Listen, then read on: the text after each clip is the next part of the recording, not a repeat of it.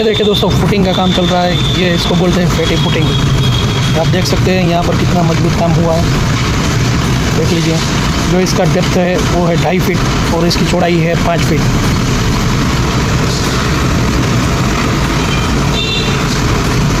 यहाँ पर आप लोग देख सकते हैं कितना बढ़िया काम हो रहा है। अभी आरसीसी कंक्रीट वर्क हो रहा है।